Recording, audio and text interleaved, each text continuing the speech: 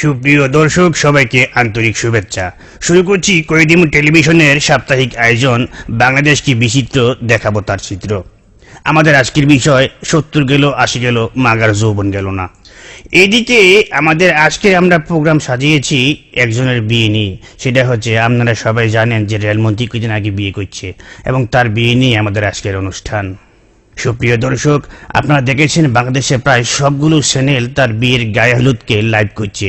আমরা কয়েদিম টেলিভিশন চেষ্টা করছিলাম তার ভাস্করকে লাইভ করতে, কিন্তু উনি লজ্জায় দিলেন না। যাগুয়া স্বামী দিকে আগুয়া, আমরা চলে যাচ্ছি আমাদের প্রোগ্রামের ভিতরে। শুরুতেই তার বিয়ে নিয়ে আমরা শুনবো কিছু বিশিষ্টজনদের মতামত।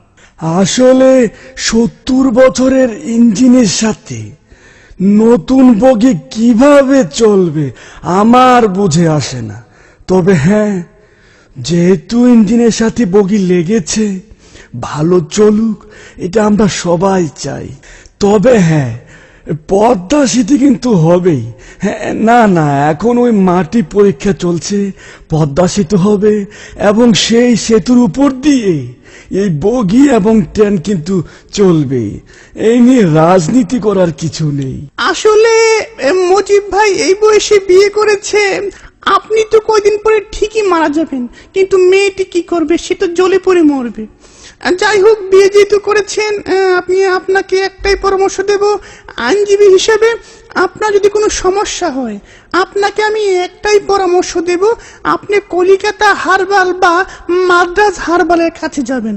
হ্যাঁ, না লাকি মলম তো আমি অন্য কাজে ব্যবহার করি, এটা এই কাজে না।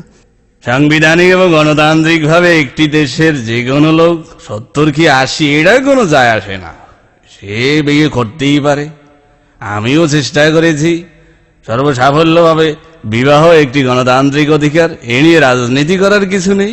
রেলমন্ত্রী থাকা অবস্থায় আমিও চেষ্টা করেছি, কালো বিড়াল বের হয়ে আসছে, কিছু করার নেই। প্রিয় দেশবাসী, আপনারা দেখেছেন এই সরকার কি করেছে।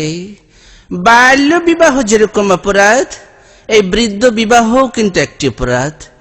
এই সরকারের মন্ত্রী কি যেন নাম, রেলমন্ত্রী, একটি অল্প বয়সী মেয়েকে বিবাহ করেছে।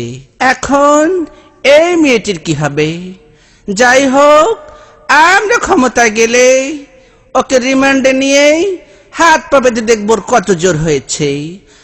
আমরা তীব্র নিন্দা জানাই। আগামী ঈদের পর তীব্র আন্দোলন হবে। হ্যাঁ, ঈদের পর কোন ঈদ সেটা জানিয়ে দেব।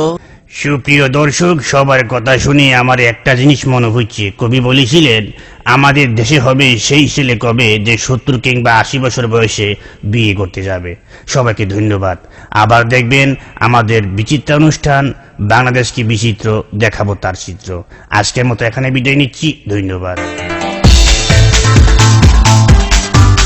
কয়েদিম টেলিভিশন একটি দীর্ঘমেয়াদী অস্থায়ী চ্যানেল।